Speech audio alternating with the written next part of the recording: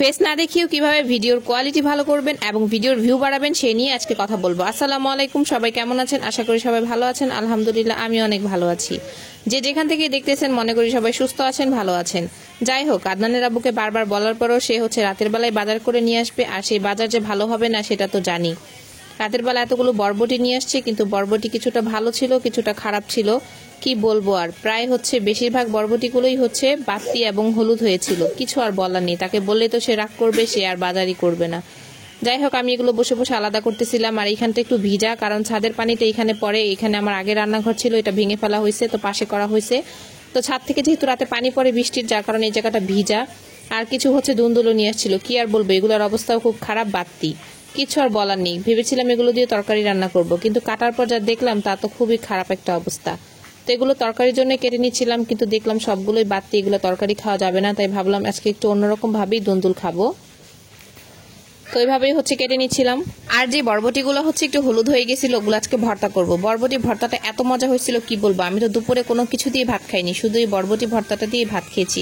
যাই হোক, প্রথমে বলতেছিলাম আপনারা ভিডিওর কোয়ালিটি কিভাবে ভালো করবেন, কিভাবে কি করবেন, তো ওইসব নিয়ে আজকে কথা বলবো। আর লবণটা কেন এইভাবে দিতেছি জানেন? লবণ না শেষ হয়ে গেছে, তাই ভাবলাম এইভাবে করে একটা ফানি রিলস বানিয়ে নিই, সাথে আমার একটা রিলসও হয়ে যাবে। যাই হোক, যেটা নিয়ে কথা বলবো এখন, ভিডিওর কোয়ালিটি ভালো করতে হলে অবশ্যই ভিডিওটা আপনাকে আলো আছে এমন জায়গায় করতে হবে। আপনি যদি রাতের বেলা ভিডিও করতে না পারেন, বা সন্ধ্যার সময় বা বিকালে, এই টাইমে যদি আপনার ভিডিও করার দরকার না পড়ে, তাহলে আপনি অবশ্যই এমন একটা জায়গায় আপনার চুলা রাখবেন যেখানে একটু আলো আছে, ফর্সা হয়, দিনের আলোতে ভিডিও করার চেষ্টা করবেন। আর যাদের রিং লাইট আছে তারা তো রিং লাইট দিয়ে যে কোনো জায়গায় যে কোনো সময় সুন্দর করে ভিডিও করতেই পারে। আমার যেহেতু রিং লাইট নাই, তাই আমি দিনের বেলা যত রান্না বান্না করি আর চুলাটা এমন জায়গায় রাখার চেষ্টা করেছি যেখানে একটু আলো আছে, ভিডিওটা দেখতেও সুন্দর হবে। এবং তরকারি যেখানে আমি একটু কেটে কুটে আপনাদেরকে দেখাই, ওইখানেও কিন্তু আমার সূর্যের আলো, যেহেতু আমি বাহিরে বসে কাটাকাটি করি। তো এখানে দুন্দুলগুলো হাফ সিদ্ধ করে নিয়ে একদম ভালো করে লবণ দিয়ে সিদ্ধ করে নিছি, যাতে এটা একটু বাগার দিয়ে খাবো। এটা কিন্তু খেতে এইভাবে খুবই মজা লাগে, যেহেতু এটা বাতি হয়ে গেছে দুন্দুলের ভর্তা, আর কি বলা যায়। তো যাই হোক, আমার রান্নাবান্না দেখতে থাকতেন। আর যেটা কথা বলবো, ফেস না দেখিয়ে, হ্যাঁ ফেস না দেখিয়ে ওইখানে কাজ করা যায়। আপনারা যখন ফেস না দেখিয়ে কাজ করবেন, তখন আপনাদের ভিডিও কোয়ালিটি সুন্দর হতে হবে। মানুষ যখন আপনার ভিডিও দেখবে, ভিডিও যদি 1 মিনিট অন্তত আপনার ভিডিওর মধ্যে থাকে, 1-1.5 মিনিট, 3 মিনিট না দেখুক বড় ভিডিওর মধ্যে, এরকম একটা টাইম তাদেরকে ধরে রাখার চেষ্টা করবেন। আর এইভাবে ভিডিওর কোয়ালিটি ভালো করলে আপনার ভিডিওর ভিউ আস্তে আস্তে কিন্তু এই মামাই দিয়ে দিবে। মামা কাকে বললাম সেটা তো বুঝতেই পারছেন।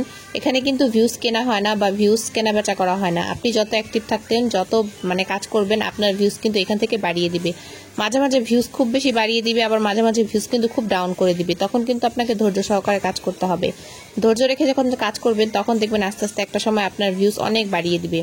তো এখানে আপ অ্যান্ড ডাউন সবকিছুই আছে, সবকিছু মেনে আপনাকে কাজ করতে হবে।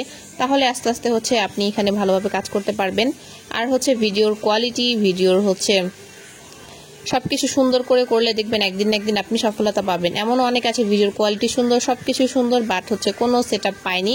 এমন একটা আপু আছে যার ভিডিও অনেক ভিউজ, অনেক ফলোয়ার্স, বাট উনি রিলসের সেটআপও পায়নি, অ্যাড অন রিলসের সেটআপও পায়নি, স্ট্রিম অ্যাডের সেটআপও পায়নি।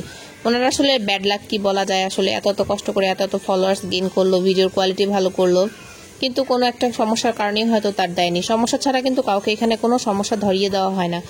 পেজে যদি কোনো সমস্যা না থাকে, তাহলে আপনাকে কোনো সমস্যা ধরিয়ে দিবে না। নিশ্চয়ই কোনো সমস্যা ছিল, যার জন্য কোনো সেটআপ ওনাকে দেয়নি, বা উনি হয়তো রিপোর্টও করেনি। কয়েকবার যদি রিপোর্ট করতো হয়তো বা, তাহলে হয়তো দিতেও পারতো। অনেক সময় মিউজিকের কারণে কিন্তু সেটআপ দেয় না। আজকের মতো এইটুকুই। সবাই ভালো থাকবেন, সুস্থ থাকবেন, আর ভিডিওতে অবশ্যই লাইক কমেন্ট করে দিবেন। সবাইকে অসংখ্য ধন্যবাদ।